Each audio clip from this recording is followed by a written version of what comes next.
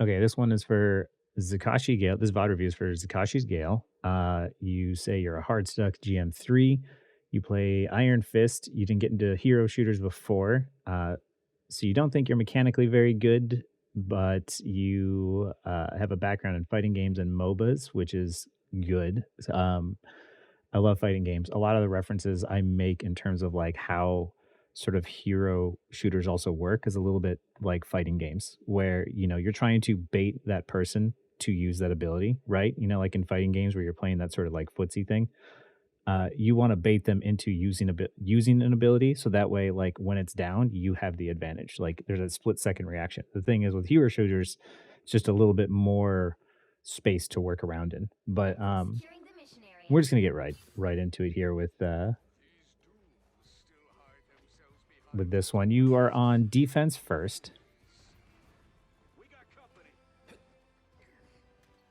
You are up against a immediately scout as a flanker assassin. Immediately scout and see like who on the enemy team you can attack, and who you have an advantage of. Like figure out what heroes that you're I'm sure you have a good understanding of already of like who you have an easier time with against as Iron Fist, and pick on those people. Um, this okay, I'm gonna tell you right now, I despise Loki. I despise him as a flanker. I despise him as an assassin. He shuts down he shuts me down super hard. And the moment that you get this totem out, me personally, I would leave because you're not gonna do anything without killing the totem first. And assassins and flankers really do best when they can just like use their cooldowns. And to be there and to like try and like take down the totem, it takes too long for like me on Psylocke or you on Iron Fist. I would get out and either let someone else destroy it and go for someone else, or let it run out and come back in. I don't know what the cooldown is, but it is rather long. That thing was out of place. I saw you go for him and you got pushed back. Now that it's down, now I would harass. Yeah, because it's much easier to do that. She disappeared. Go clean up on point. Yeah, your team's got that. And actually, before this goes any farther, I'm going to tell people right now my secret to how I got through Diamond to GM with relative ease on Psylocke. I banned Loki and Luna every game, and everyone said I was crazy. Everyone was like, "Why are you banning Loki? Why aren't we banning Wolverine? Why aren't we banning Banner? Why aren't we banning Storm?" Because Loki and Luna make the game unfun to play, and it just means that I'm not allowed to play. You jump in, you try to attack them, Loki drops a totem, so you get back out.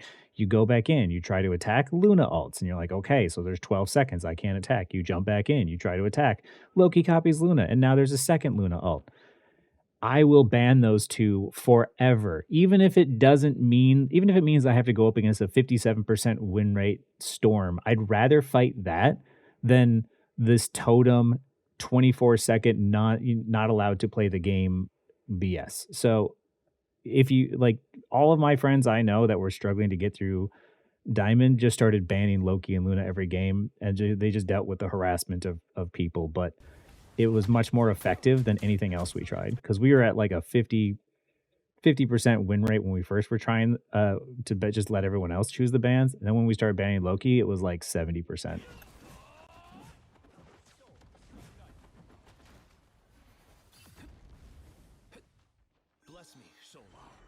So yeah, here we're just setting up, being prepared for the next fight. Once again, every time you see that Loki, I would jump on him. Oh, yeah, that's a good target out of position. Nice. Every time you see a Loki, like, get him to use that totem. That totem is super powerful.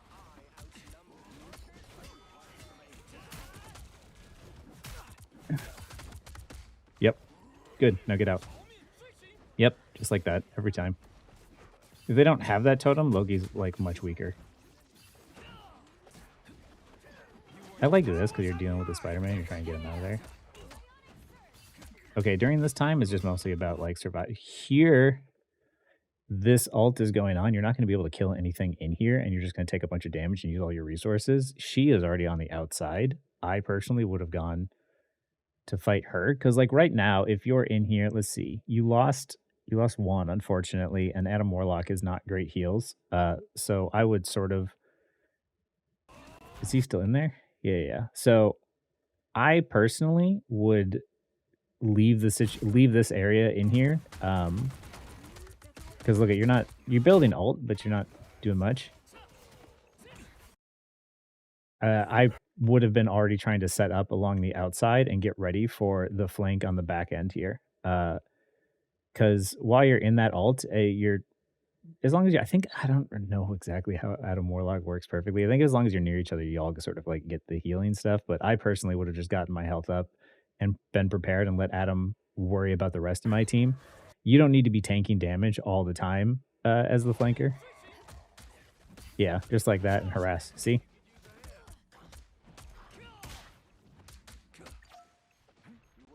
Taking down clone. Find her. It was worth a shot. We kind of thought your team might have that. He doesn't have his E, I don't believe, so he should be free. Yep. Oh, she went to the right.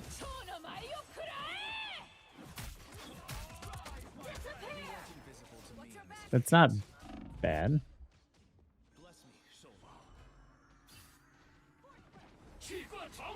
No.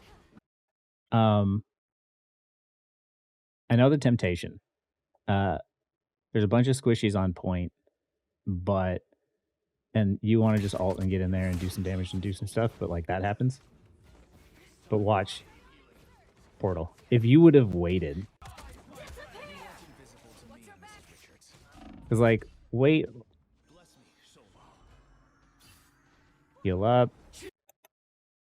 If you would have waited and just let them take a second tick and, even let it get to 99, if it gets to 99, they still haven't capped the point, right? But if you go out there and you die early, especially like with your ult, it just doesn't even matter, right? It doesn't even matter if you stall because then the team's going to come out, right? You stall for like a second, then you die, and then they get the tick anyway, and then the portal opens up. Wait until the last possible second. If you are going to contest and your team isn't there, just wait until the last possible second until you know it's as safe as possible. It's better to give up a couple of ticks here and there and just like wait for your team than it is to engage and like risk dying, especially because of the fact that the moment that you jump in there, everyone's going to turn on you because there's nothing else for them to look at. And when they come out like this, like they come out with what they would have done is they would have opened the portal. They would have come out with Invisible Woman ult, and I wouldn't even have bothered to ult yet and just use the Invisible Woman ult to try and like kill everything. So that way you still had your ult in case you needed it. Right, so here's works. Here's fine. See, like your ult didn't accomplish anything, and imagine if you had just held it, waited for them to pop through, use the Invisible Woman ult. Is that all they used? Yeah, it looks like it. Use the Invisible Woman ult, and you just help them clean up from there. You still have your ult for the next fight.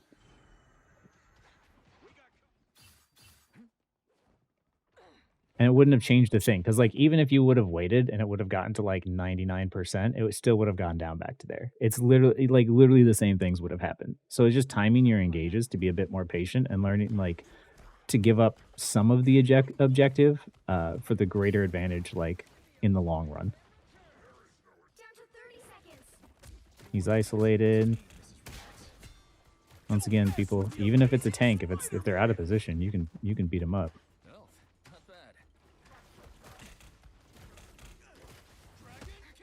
Yeah, there's a lot of people staring at you. It's understandable. Spider-Man's over there. What happened? You're losing people, huh? It's good. They're distracted. Yep. I think you should probably... No, nice. I don't fully know how Iron Fist works, so... I don't know there's much you could have done there. But I wonder, like... Adam Warlock got a good hit. Go back for a second here. But like imagine anywhere in this situation right here after they're like re-engaging again.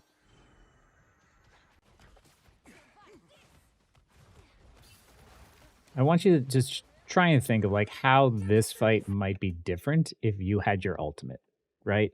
how would it have been? How do you think you could have played it if you had your ult right here, as you saw like the Venom and everyone else, right? Because that might have been able to turn it. It might not have, to be fair, but at least you would have had a greater chance, right? Because you actually did, even without your ult, you still picked two people, two squishies on your own, and you might have bought enough time for your team to sort of re-engage, or at least come out and help you and fight, right? Because look, Hawkeye got one, you got another, then you got another.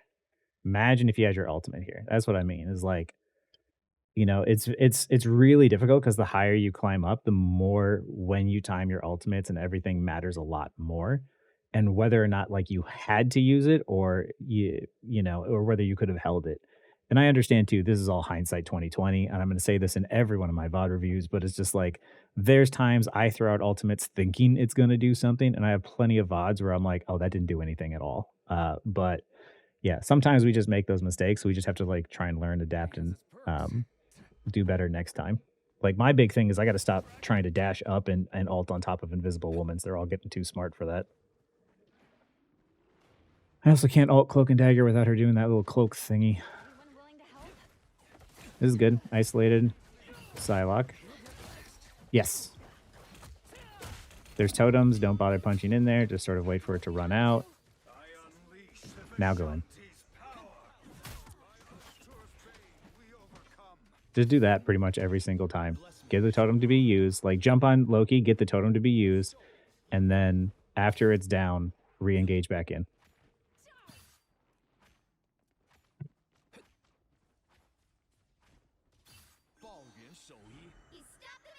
Iron Fist is that hero that's like, to the people who can play him, it's brutal. I also appreciate that you're into that you have a background in fighting games. You play Iron Fist. I think that's awesome. That's a Hawkeye there. I don't like that. Oh, good. You got out alive.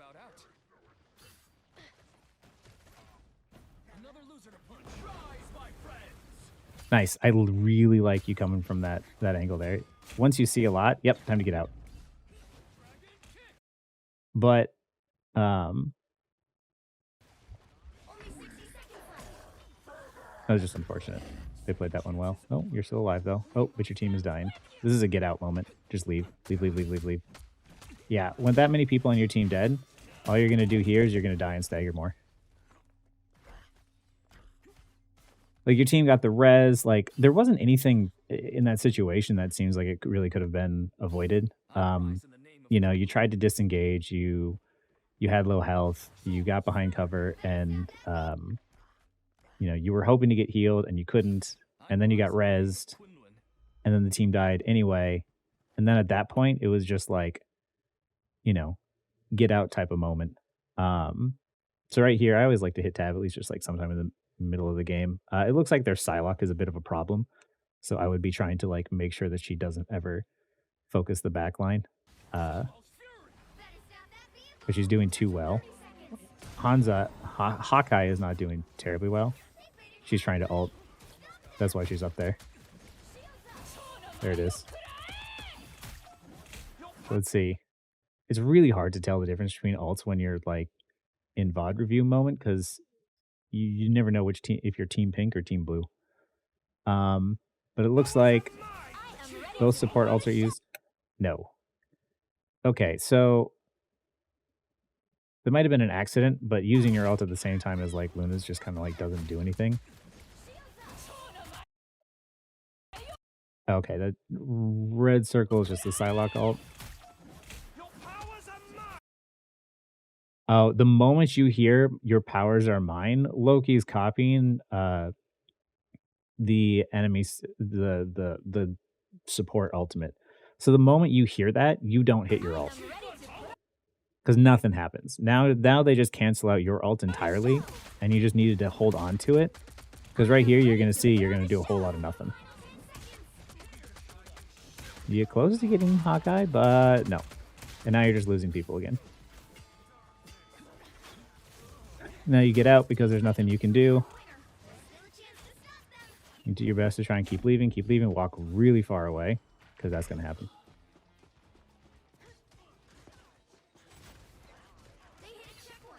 So far, the biggest thing is just timing your ultimates would help a lot.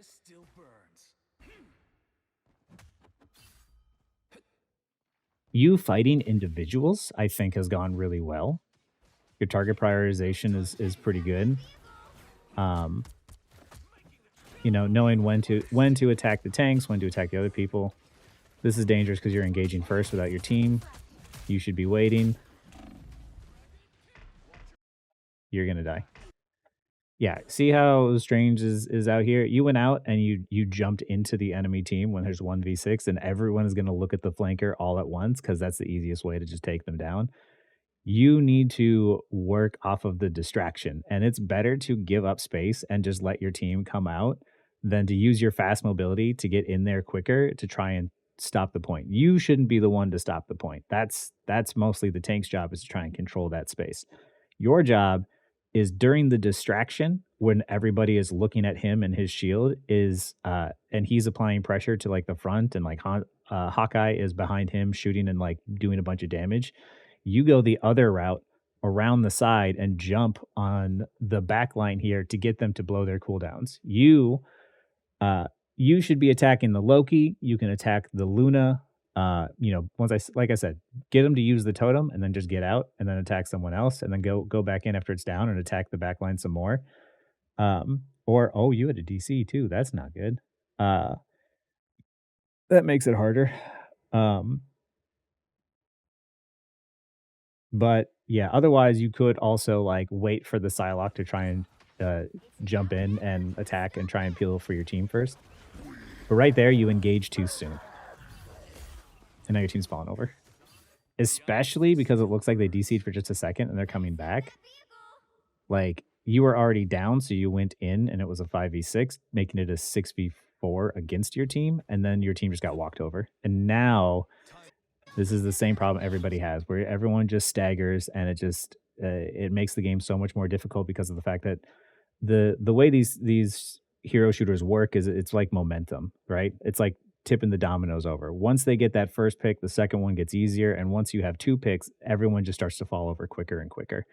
So you don't want to you want to give up space as much as possible. Even here, as long as it gets to 99 and you touch it, like that is perfect right there, right? The enemy Psylocke was ulting and we needed people to touch, but the people who could touched with 0.08 meters, right?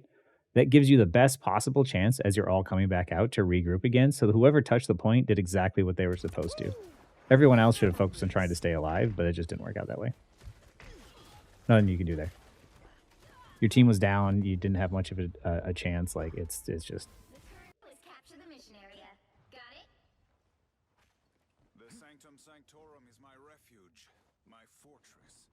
Like in my controlling space video, there's different ways to create space. The ultimate way to create space is by getting a kill. The second way to create space, I say in no particular order, is by distracting. And as Iron Fist, I think that you are probably one of those excellent distractors, because if you get in close on anyone, it could be a huge pain in the butt. You're very difficult to deal with sometimes, and you cause a lot of damage really quick. So attacking the backline and just distracting their supports at just the right time could be more than enough space. Like if they're Magneto, Magneto especially because he lacks mobility, if he was automatically assuming that his supports were behind him healing him, if you engaged at the exact moment that they were sort of pressuring the heck out of Magneto and started to distract the supports would have no choice but to turn and deal with you first. And then if the moment that you do that, it happens to be the same moment that Magneto doesn't have his bubble or doesn't have his shield and he's got low health, he could just get run over in a second and not realize that you were the one causing that problem. You don't even have to kill the supports. You just have to distract them at just the right time that the enemy team falls over. And then it's clean up from there. Preemptive heal. Okay, I'm going to tell you right now, the moment that you see a rocket, that res station is like a #1 priority to me. The res station is people don't understand how powerful res is in these games.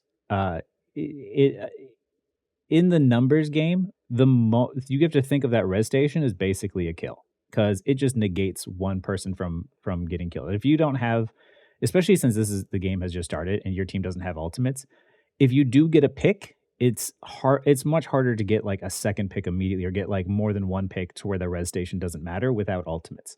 So if you go in here, if you go around the backside, the moment you see a rocket, you jump up and around and you try and find this little station, especially with your extreme mobility, and you destroy that first, like that's basically a kill. Consider that almost as high value as a kill. Because now you can go in here and you attack Luna, but realistically, if you attack her and you kill her, it doesn't matter. Because you haven't found the res station, she'll be back in a second. So it's either you jump on the rocket and you kill the rocket first, or you find the rocket res station and you take that out first. Because here, now they're fighting, they're dealing with you. Watch your team probably gets a pick, and they're going to get rezzed anyway.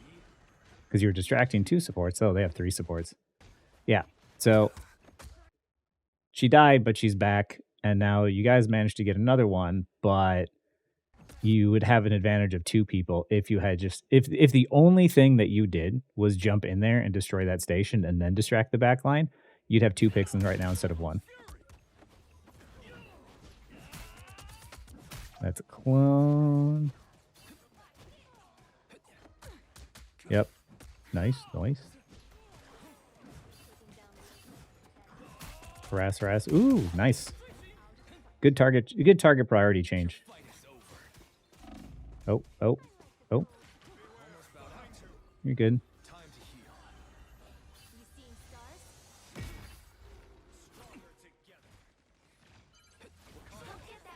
So far, so good. It's a good thing your team like got that first point still. You're in triple support. One of them's Loki, though, so your life is about to be hell the rest of this game. It's just not fun. Get in, do some damage.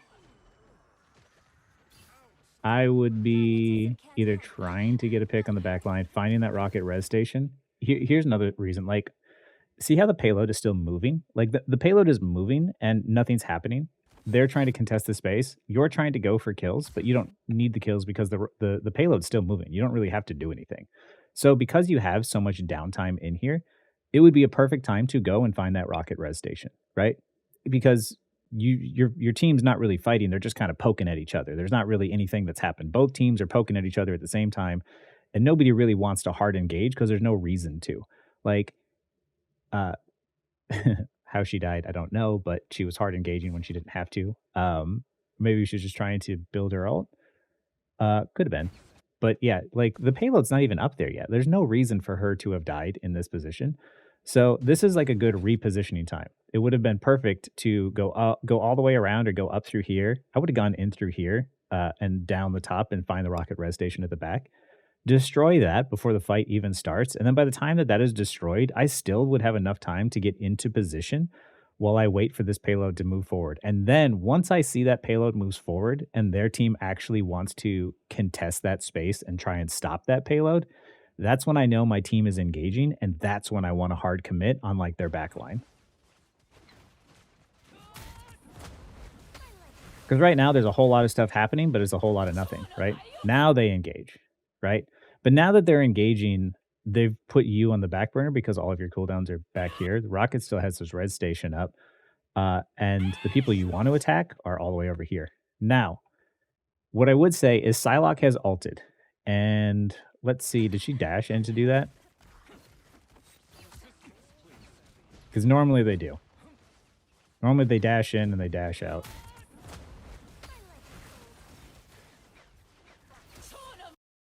She didn't dash, but she's going pretty deep, and she's pushing really deep. She's going to pop up right there, and for half a second, she can't move. So I would have gotten close to the edge of that, personally, especially because you have so much health right now. I would have gotten to the edge of that ult. In the moment that she showed up, I would have started attacking her because all of her team is over here. Doctor Strange is fighting them. The Loki totem pops up anyway, but instead you walk away. Like, the moment that Psylocke ult ends, and this is for everybody, the moment that Psylocke ult ends, right in the very center, there's a half a second where she can't immediately dash right away. And I don't know why more people don't just immediately toss a bunch of damage directly in the center. And I hate saying this because of the fact that it means I'm going to die a lot more in my games. But that's the secret. Every time, and then here's the thing, if I'm playing support, I'm also immediately pumping heals early at the center of that location, so that way I know that she gets out. But also on the opposite end, when I see Psylocke doing that, and I'm like, oh, I know this timing really, really well. And the moment s- that that she spawns back up in the center, I'm just tossing damage into that area and increasing the likelihood that I kill her. So Loki uses totem. Uh, is that Loki ult? Yeah, it was Loki ult. Find the people. Yep, find the. Yeah, Psylocke is on the outside. See, now you're dueling her, and she's got her health, and she's gotten the advantage back. And now she's got cooldown, so she can join her team. Imagine if you fought her immediately after she popped out of her ult, right? When she had already used some resources by that time. Oh, you guys just all just get. Oh no, okay. Okay, again, another ult wasted because there's a Luna there, right? So now you can try and attack. Oh, still good kill though.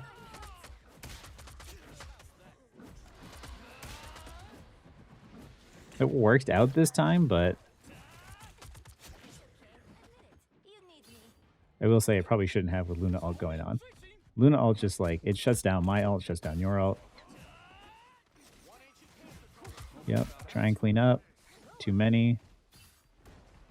Get into position. Up here, up top. Oh. Turn left. Look at the Eye of Agamotto. Nice, nice, nice, nice. Rocket, rocket, rocket, rocket. Yep. That was good. That was really good. See, that was fantastic. That's what I like to see. Who's your other DPS? Magic. I personally would have been trying to set up, I think, on like the back side to like immediately get near them, but it wasn't a bad idea to go for the thing. I think I would have tried to have more faith that Magic would have been able to deal with that, but also at the same time, it really worked out in your favor, applying that much pressure. And uh, here, like this kind of pressure that you're causing to these two is so much, and this is without your ultimate, right? This is how much pressure you can apply to just two supports. And this is why I want you to like time your engages for when your team starts to pressure their front line. Because now look at how these two have to do something to deal with you. Like, yeah, like Luna fell because Hawkeye hit her, but I think ultimately you would have killed her first. Like, or you would have killed her instead, even if he didn't hit that shot, right? And now, after you do that, either you create space and they get kills at the front, or you create kills at the back and then you turn back around and you collapse. Just like that. Because that worked out really, really well.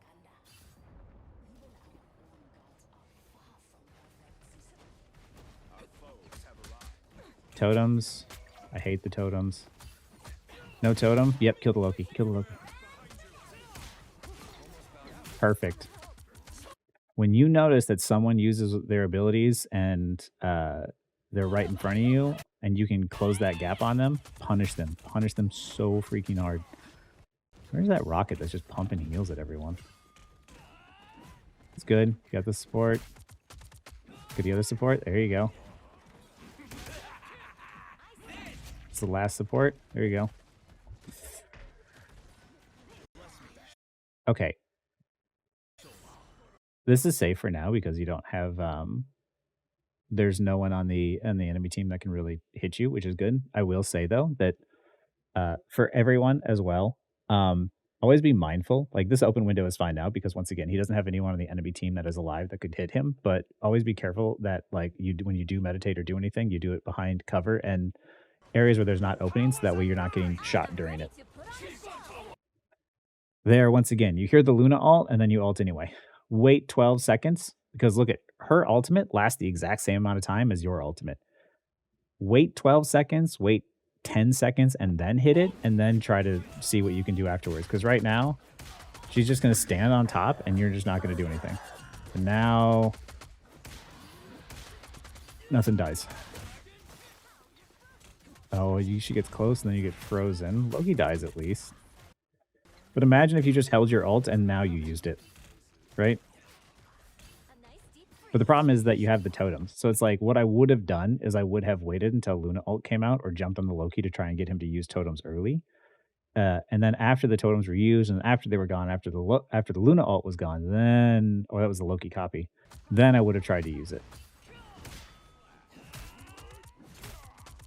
This isn't bad because you're trying to peel the dude off your Hawkeye, which is all right, and you have a portal there.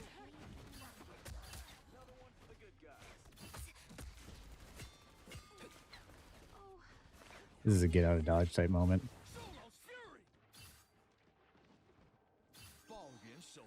They're running triple support, which is absolute hell for you. This is why, once again, this is why I banned Loki Luna. Like, I know people are going to hate on it. I know people are going to wonder why, but like, your life will just be a lot easier. Your games will be more fun.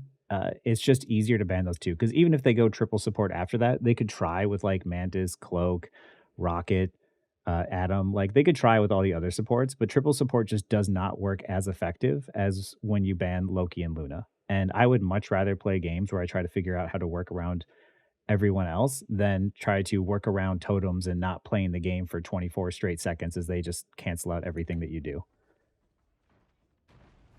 Even if triple support isn't super effective in terms of like winning percentage, it's not fun to play. So that's the reason why I ban it out. I don't care. I don't care what anyone says. Immortalities make these games not fun, and yet for some reason devs still continue to add them.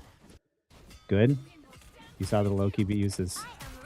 Yep, now disengage. Survive for 12 seconds. He's outside of the ult. Yep. That's better. Good target priority change mid-fight. Then get out. And your team is down. You have to regroup once again.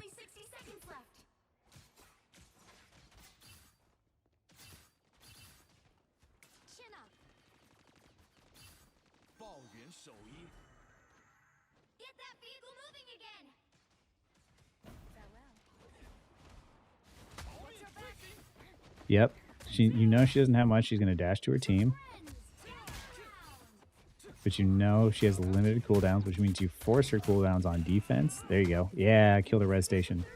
You have no res station. They have no totem. This is beneficial for you. Ooh. Yep, Loki popped up. Good pick.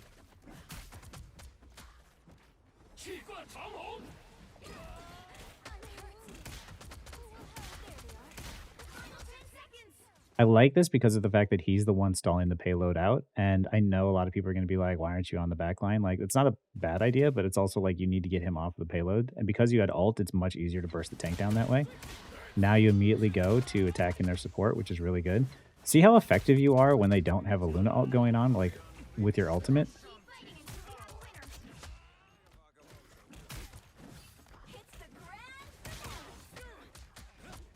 He doesn't have a res station, but he's still a high priority. Oh, no, he does. Yep. That first. There you go. See, look. And now they don't get a res for it.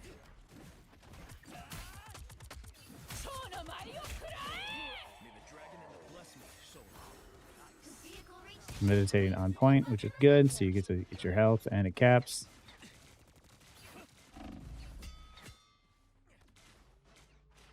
Recognizing when you can. When you're about to die and getting back out. So right now, the payload's moving. You don't really need to do a whole lot.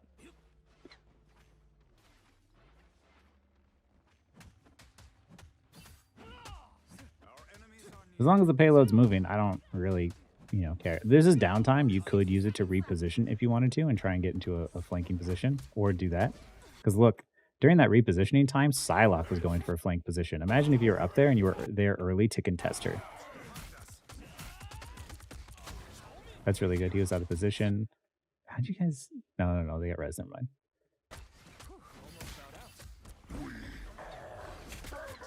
Fight the Loki. There's the totems. Loki. There you go. There you go. You know he doesn't have anything. Exactly. Loki doesn't have totem. we saw him cloak and then immediately pop up right back in front of us. That means he is high priority target. Wait for people when you like, because you know what it's like when you don't have cooldowns, right? You know how weak that you feel.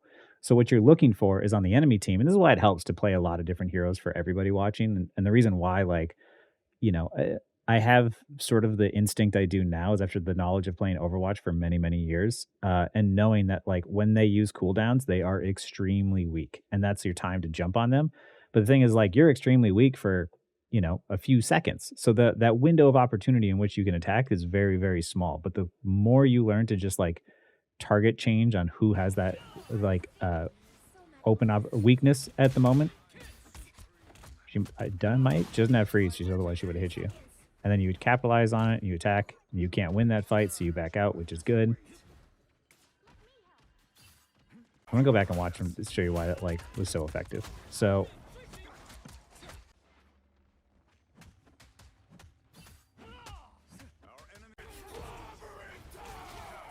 he ults. You see that he's already super low, so it doesn't matter that he's a tank. Like that's a good target to attack.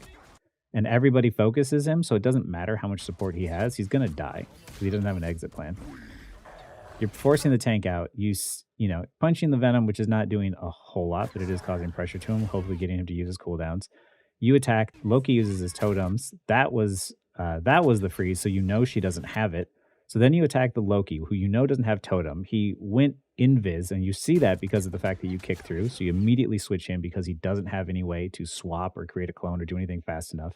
You know Luna doesn't have her freeze because she froze you just a second ago, and that's her only real major defense. So you turn on her and attack her, and there's nothing she can do.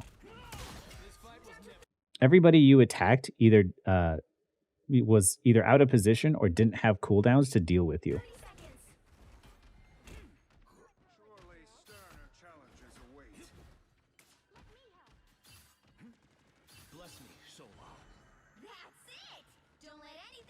Now, where do you want to be during this time?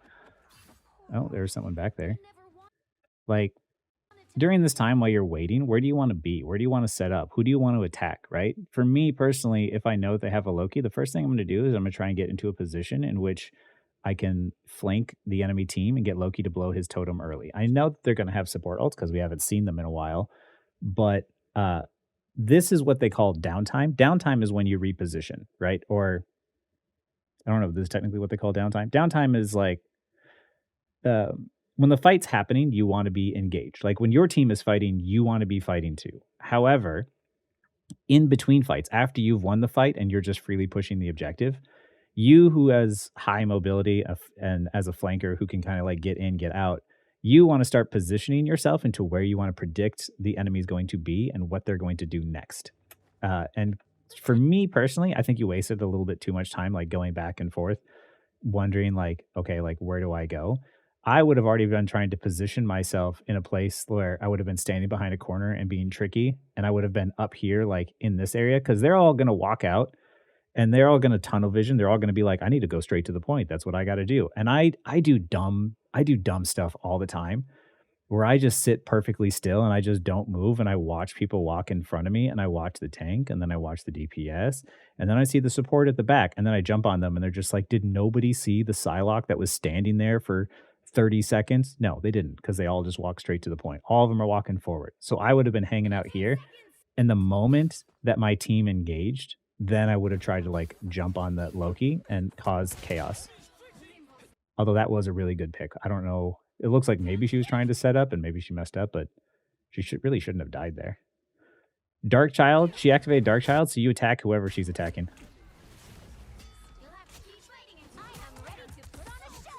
Yep. No, you activated your ult again when Luna ulted. So now it's wasted.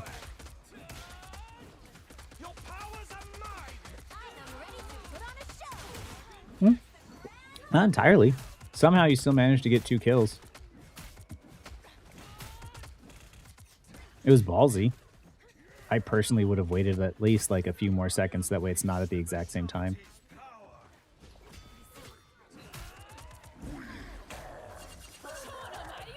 Oh.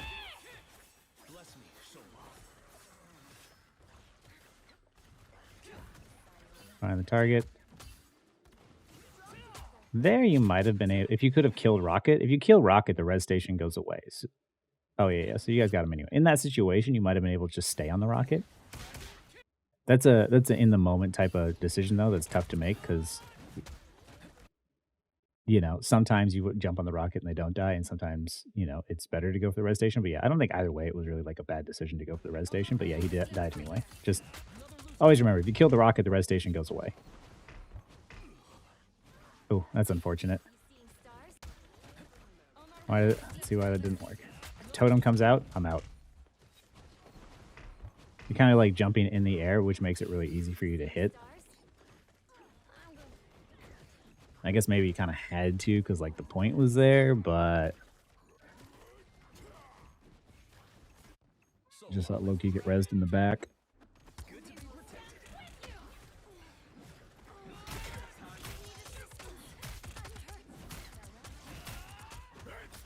Punching the tanks right now. I don't.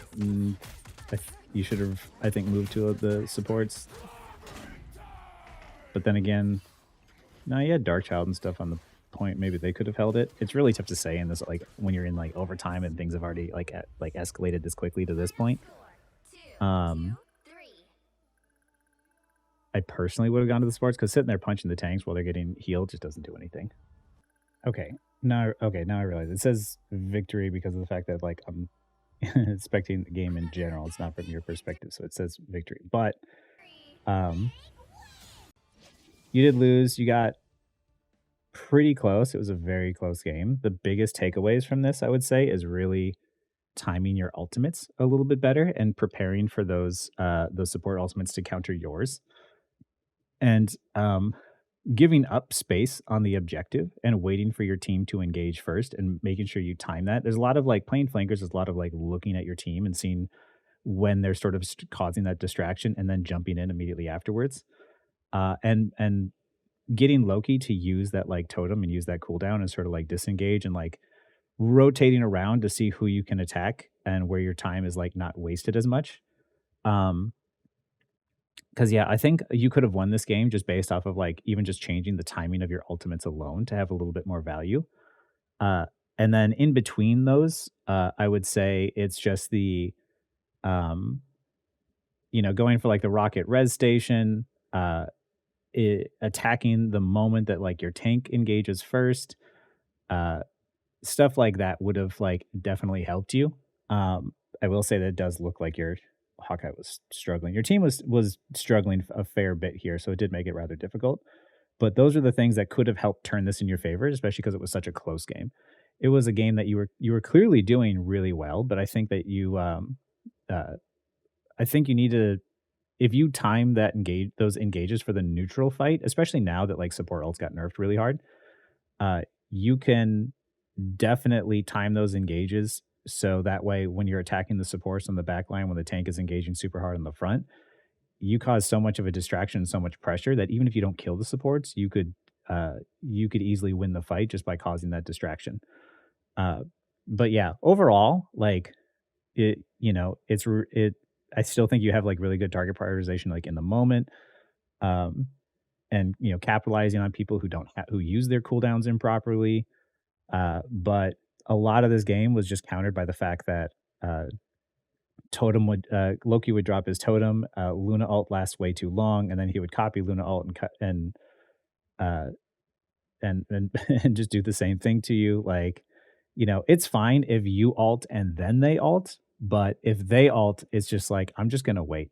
I'd rather wait 12 seconds, back up, and give them space on that objective, and just try to heal through it. And then after it runs out and gets close to running out, then I'm going to ult and then I'm going to re-engage, right? Like because there's a warm-up time or a wind-up time to Iron Fist Ultimate, when it's been about 9 seconds, I would then hit the ult and then start to jump in, right? So that way you time it so that way like the wind-up time is down and you jump in and then they're starting to feel pressure. They're like, oh crap, we don't have anything. Because yeah, I think just if you had like a couple of like sometimes you ulted and you still got value out of it, but it would have gotten a lot more value and a lot easier if you just would have like given up space and tried to retake it back later. But yeah, I would change those few things and let me know how it goes. but I think that your games will suddenly get a lot easier when you make those, like, slight adjustments to your timing, um, and, and keeping track of, like, where your team is and whatnot, but yeah, really good. I think you can easily stop being hard stuck, as soon as you change that timing just a little bit, and suddenly I feel like your games are gonna be a lot easier. Anyway, give that a shot and let me know how it goes. And, yeah, thanks for submitting that. That's all I got for this one. But, yeah, thanks again.